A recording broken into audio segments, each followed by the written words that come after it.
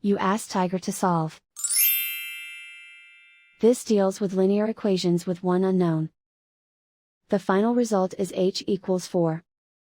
Let's solve it step by step. Simplify the expression. Expand the parentheses. Simplify the arithmetic. Group all h terms on the left side of the equation. Subtract 3h from both sides. Group like terms.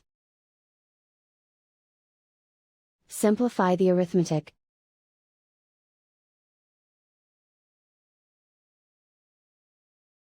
Group all constants on the right side of the equation. Add 4 to both sides. Simplify the arithmetic.